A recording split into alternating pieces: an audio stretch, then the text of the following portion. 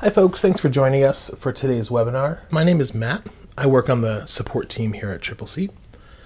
And today we're going to talk about reports within Tripleseat. So before we get started, I do just want to note that microphones will be muted throughout the webinar. I'm going to do my best to answer any questions that you may have, but if anything comes up along the way, there is a Q&A feature. So you can go ahead and put that question into the Q&A chat. Got a couple of teammates who are working that chat right now who will be able to help you answer those questions as we go throughout the webinar, but hopefully we answer most of those questions before we get there. So today we're going to talk about reporting. We're going to talk about how to create, customize, save, and share your reports. We're going to go through the different types of reports, focusing primarily on the three most commonly used reports. Those are our event details reports, payment reports, and lead details reports. So before we navigate to our reports page, we're going to take a look at our dashboard here in Tripleseat. Typically, this is the first thing that you see when you log into Tripleseat. We've got a couple of standard graphs here at the top. Shows how many incoming leads and upcoming events that we have. There's a few preset options. We can click in to change the time frame for these reports. And also, if we were to click on any of these data points, we can open up a report on the reports page that shows that information. Now beneath these two graphs, we have our customizable reporting widget.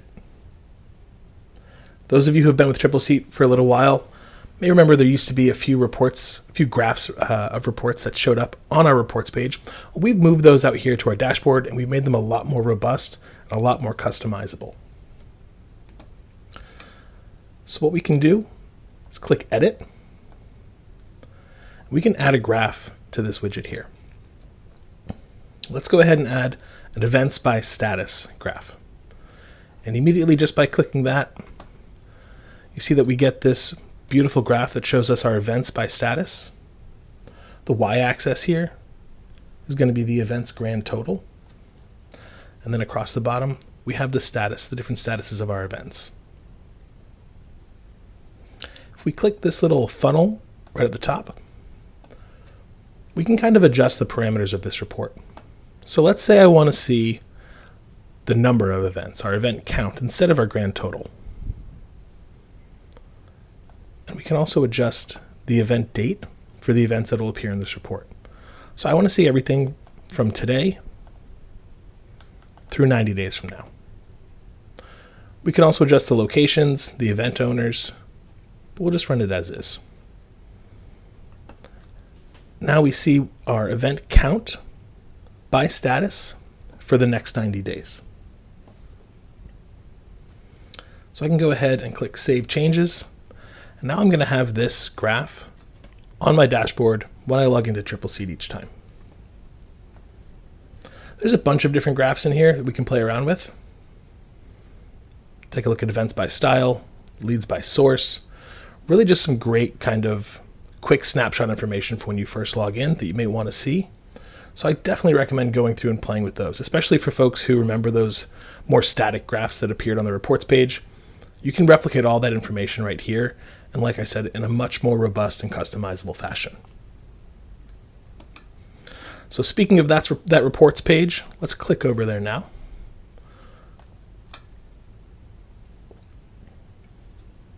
So before we really get going, we want to talk about the data that comes into these reports. So the information that we're going to see on each of these reports is coming from your events, your leads in Tripleseat. So basically what you put in is what you're going to be able to report upon. So right at the top here, we see our event details report. We're going to spend a good amount of time on this report here. It's probably the most versatile and the most customizable report on this page. Also the most used. Pretty much any piece of information that you add to your event can appear in our event details report. We're going to dig into a lot of that in a minute, but essentially you can use this report to pull a lot of different pieces of information and create a lot of different cool reports using this one functionality. So for every report on this page, you'll see we've got a few preset options. So for example, in our event details report, we can run this report to show events by this week, next 3 months, month to date, year to date, and then we'll always have the option for custom here at the end. So let's go ahead and click custom. This is where we can use this customize button to help build this report.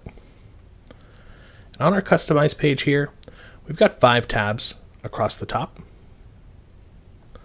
Our event details tab, financials tab, and custom fields tabs. I like to consider these as filters that will help us dictate which events appear on this report. Our grouping and sorting tab, this will help us adjust how those events appear on this report. And finally, our columns tab is going to help us adjust what information about those events will appear on this report. We're going to go through each of them in detail here.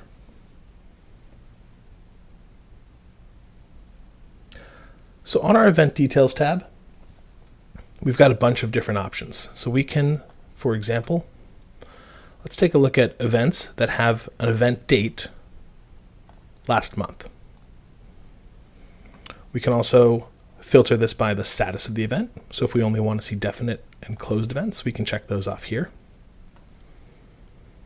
Our rooms and locations, if we only wanted to see events that took place on our patio, we could do that as well. Event style, if we wanted to limit the report to events of a particular style. And our event owners, if we really only wanted to see events that were assigned to a particular owner. For these checkbox options here, such as our status, owners, event style, leaving them unchecked is going to include all options. The only caveat there is that lost events will, by default, be filtered out unless manually selected. So for example, for event styles, if I want to see all event styles, I'm just going to leave these blank.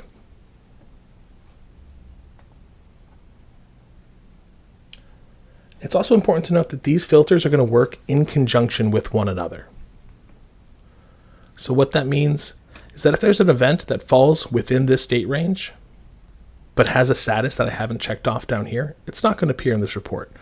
What we're going to see here when we run this report are events that fall within this date range and have a status of definite or closed. This kind of leads to one of the most common questions that we get in support. People will often reach out and say, well, why is this event not showing up in my event details report? And the answer is pretty clear. It's been filtered out. For some reason, the event that's not appearing does not meet the criteria that we've set forth. For that reason, I tend to like to cast a pretty broad net when I'm creating an event details report. Instead of getting really nitty-gritty and filtering, by the definite date, the date that it was turned definite on a patio with Amelia as our owner, when I run a report like that, generally speaking, I'm just going to get fewer results, right? Because we're creating a finer filter. That can certainly be helpful, but generally speaking, I like to cast a broader net, especially when I first create a report, and apply fewer filters. So the next tab here is going to be our financials tab. So this is where we can set a specific range if we're looking to report upon events that have, for example, a grand total between $10,000 and $15,000. You can do the same for your deposit amount, food and beverage minimum, actual, and your price per person. I am going to remove these because, like I said, I do like to cast a bit of a wider net. Move on to our custom fields tab. So this is where you can report and filter your report based on the custom fields you add to your event. So for example, if I were to add the custom field for tax exempt and I was to select no, my report would now only include events that have the no response in our tax exempt custom field. So if you're creating custom fields to capture more information about your events, you can filter your reports by that information right here. moving on to our grouping and sorting tab. Like I said, this is really where we're going to move on from filtering and kind of move into how it's displayed and grouped. So for example, using our group by dropdown, we can select which parameter we want to group these events by. So maybe I want to group them by owner. We can also adjust how they're sorted by the date, the room they're in. This will be sorted within our group. Finally, we're going to click onto columns. So like I said, the columns tab is where we adjust what information about these events is going to appear in the form of a vertical column in our report. So as you can see, each of these column groups has a number of different columns that we can add. Clicking through them, we can see those options pop up right here. So for example, if we look at our financials column group, we have all of these financial fields that appear in our event. So if we wanted to see our deposit, we'll check that box right here. If we don't, we can remove it there as well. We've also got this final option with our selected columns. So anything that we've checked off here is going to appear over here with a little trash can next to it. So they scroll down, we'll see our event actual. We'll see that it's checked off right here. If I were to remove it from our selected columns, it's unchecked here as well. So if there's information here that maybe we don't want, we can just go through and use this trash can to remove those.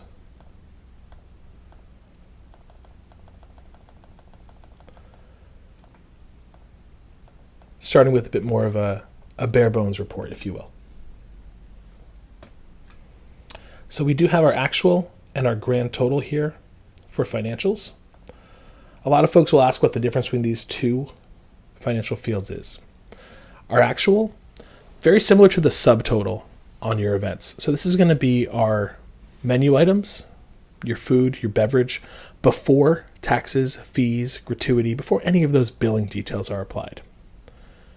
Your event grand total, that's going to be the grand total on the event. Obviously, it's going to include our taxes, our fees, all of our billing details. So those are two really popular financial fields that we'll include on an event. Billing category, this is another great one here. These are all of our individual billing details. So let's say we want to run a report on sales tax for events that were last month. We can go ahead and check that box here. Now that's going to be included as a column on our report. Same with item category. Maybe I want to see how much food we sold last month, what our beverage totals were. We can check all of those off right here. So now if I were to update this report, here we see I've got 115 events that took place last month. I see it's grouped by owner, so we can see the owner of each event. And I also have these columns for our status, date, day, start and end time, our setup time. This is that event actual and grand total that we were talking about, our sales tax totals, food and beverage. So we can see, for example, that Caitlin sold a total of $32.50 in food last month.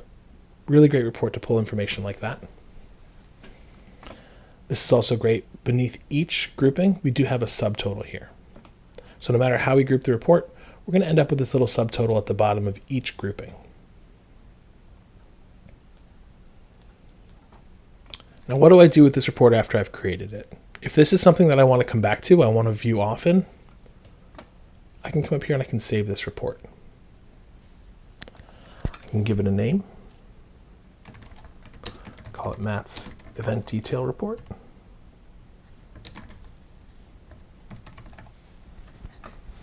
And I can also select who I want to share this report with. So I can do that by user role. Let's say I want all of my chefs to have access to this report. I can check them off here. Or you can do it by individual users. Maybe I only want Alex to have access to this report. I can do that right here as well. Once I click save, my report's saved successfully. If I were to come back to our reports tab here, Here's my event details report. I'll click into that and we'll see just like it was a moment ago. So perhaps if this is something that I want to run every single month, I can save this just like this. And then all I have to do is customize and update my date of event field here.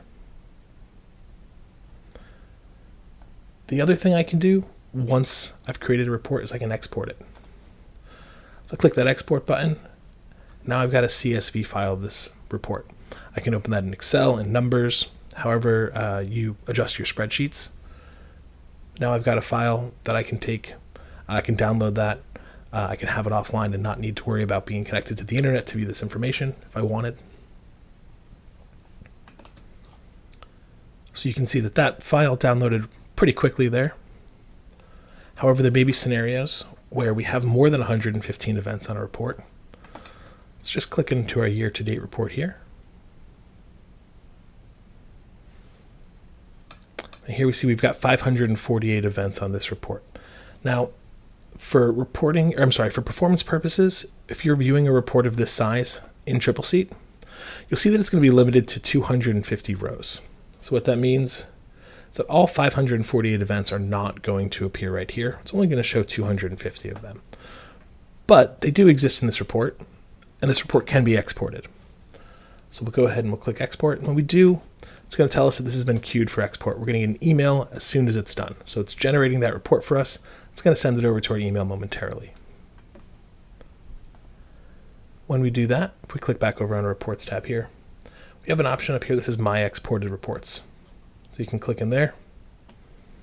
Look at that, didn't take long at all. I probably just got an email as well. I felt my phone buzz. So here's that report that I just created. And I got the option to download that report right here. So whenever you export a report, you've got a copy of it right here as well if you ever need to return to it.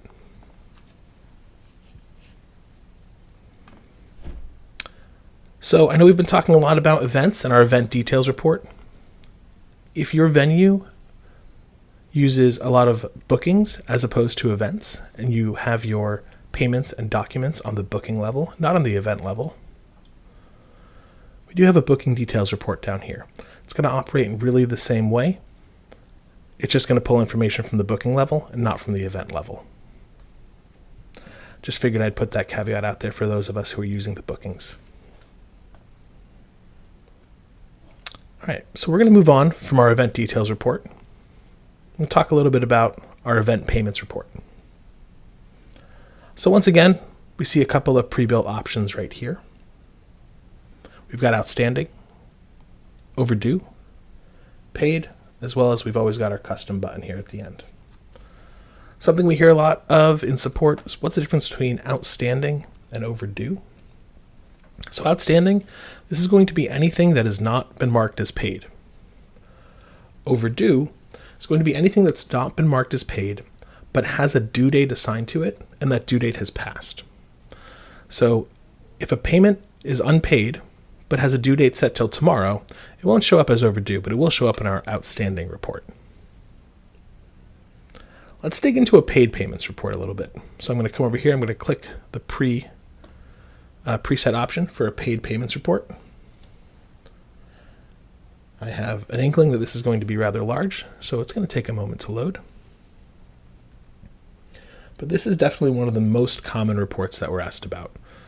Folks wanting to report on, obviously, the money that they've taken in from their events. So here we go. Like I said, nice big report, almost 4,000 rows. We can click into Customize right up here. Now we can adjust this report down a little bit. Maybe 4,000 payments is a little hefty for me to bite off in a single report. I want to be able to digest this information, right? So let's customize it, filter it down a touch. So the first thing I notice when we're here is that our payment status says paid, because of course that is the pre-built selection that we chose. You can also adjust that here if need be. Just above our payment status, we've got our payment method. So let's say I only want to see payments that were paid by check. We can go ahead and update that payment method there. We also have payment kinds. So our deposits, maybe our custom fields for our second and third deposits. Something that's important to note is that if you haven't assigned a payment kind to a payment, even if it was taken in the guise of it being a deposit, if it doesn't have the deposit amount payment kind associated with it, it's not going to show up if we check this box here. So once again, in order to cast a wider net, I'm just going to leave all of those blank. Now maybe I want to see all payments that were paid by check last month. We'll go ahead and enter that as our date range there. Again, we have the option to filter by room of the event and owner of the event, but I'm going to leave those blank. Another fun little note here, we have an event details tab at the top. So here we've got an option to limit the payments in the payments report based on the date of the event on which the payments have been added.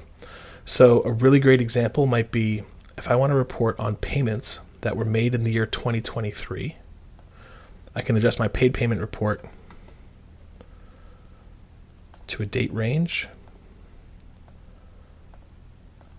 January 1st, 2023 through December 31st, 2023. So now this will be all payments. Oops, that's the wrong year.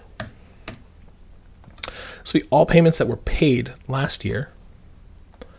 But now I can adjust my event details, date of event field to show all events this year. So payments taken last year for events that took place this year. Really important report to be able to run around the end of your calendar year to square up your books. But in this case, I just want to see the payments that were paid last month marked as paid using the payment method check. I'll go ahead and click update. 18 rows, much more manageable than those 4,000, right? So now I can take a look, and these are all of my payments that were paid last month. If we take a look at our method column here, they're all paid by check. Now, if there's ever any questions, concerns, maybe you want to do a little bit of digging into one of these payments, you see we've got the name of event right over here. You see that it's kind of blue as if it's a hyperlink, and that's because it is. So we can go ahead and click to any of these events. It's going to open the event in a new tab. And when I go and check out our payments tab, sure enough, there's our payment marked with the payment method, marked paid rather, with the payment method check. So when you're going through this report, if there's ever anything, any digging you want to do, you can do that right here. Once again, still have the option to save and export. All right, I know I've been throwing a lot of information at you. I'm going to take a quick break here. We're just going to let the chat catch up. So if you've got any questions, now's a great time to put those in the chat. I'm going to let my teammates who are working on those catch up a little bit and answer any questions you have, and we'll get going in another 60 seconds or so.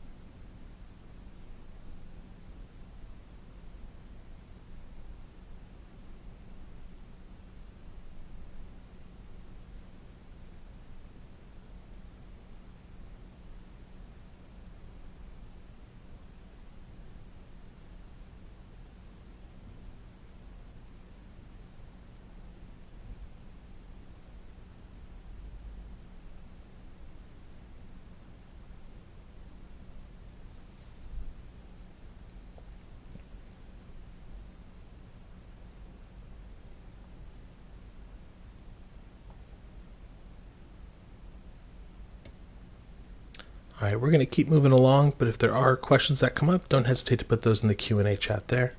We'll keep working on those as you put them in. So we've taken a look at our event details report, our event payments report. I'm going to scroll down here. Let's take a look at our lead details report. So this is going to be really similar to that event details report that we looked at. Biggest difference here is that we're reporting on information that appears on the lead, not on the event. So think of financial information that's been added to your event, menu items, taxes, fees, those sort of things, those aren't going to appear in our lead details report because those are only on the event level. But how the report works is going to be pretty similar. So let's say we want to report on all leads that we've received year to date. You got that year to date pre-built option right here. We'll go ahead and click that. So here I've got my 282 rows of leads that have been received this year. But we can adjust it further from here. Once again, we're going to use that customize button at the top. And while here, the first thing I notice is our conversion status. So this is showing me all leads that have been converted. Maybe I want to see all leads regardless of their conversion status. So by changing this to all, we're going to get our not converted leads, our turned down leads, as well as deleted leads. Or you can click into each of these to narrow the report a little bit further. But let's show all of our leads. We've got a grouping and sorting tab again. Perhaps we want to group this by our lead source. Finally, once again, we've got a columns tab. This is going to act just like the columns tab that we saw in our event details report. We can remove selected columns by using the trash can on this side, or check and uncheck the boxes here from our available columns. Once we've got this to a place that we're happy with, we can go ahead and update that report. Now we see this number goes up because we're including leads that haven't been converted, as well as leads that have been turned down or deleted.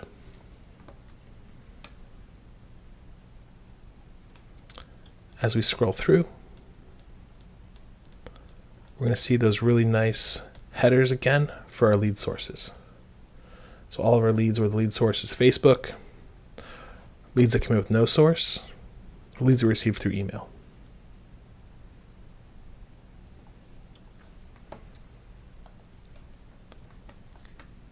Something I do want to touch on, I'm not going to get too in-depth into this, but Tripleseat does have an advanced reporting platform. We call it Insights. Give you a quick little glimpse into that. So that's going to live right up here in our advanced reporting button if you have this enabled. This is really great for some cool comparative reports. A great example is our event pace report here. So this is going to compare what's on our books currently compared to the year before, this time 1 year before. You can adjust that to be 2 years before if you'd like. We've also got our event category revenue year over year, taking a look at how our food, beverage, other sales are doing month by month comparative to the prior year. So if Insights is something that you're interested in, don't hesitate to reach out to the support team. We can put you in touch with somebody on our sales team who can show you exactly how that would work. They could demo that for you and give you some really great advice about how that would work for your venue.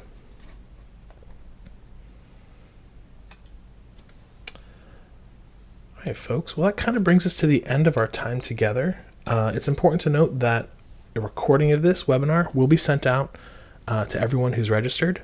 So if there was something that you didn't catch, you want to watch again, you're going to get a recording of this. Maybe if someone on your team was supposed to join you and they couldn't make it, they're going to get a copy of this as well if they registered. So we're going to send this recording out to everybody shortly. We're going to stick around, answer any questions that may pop into the chat. So don't hesitate to put those in there. And moving forward, if there are any follow-ups, any questions, if something comes to you down the line, or maybe while you're reviewing this later, don't hesitate to reach out to us at support. You can do so by clicking the Help and Questions button right here in the top corner of Tripleseat, or by messaging us at support@tripleseat.com. Thanks so much. We appreciate you joining us for this time. If there's anything else we can help you guys with, don't hesitate to reach out.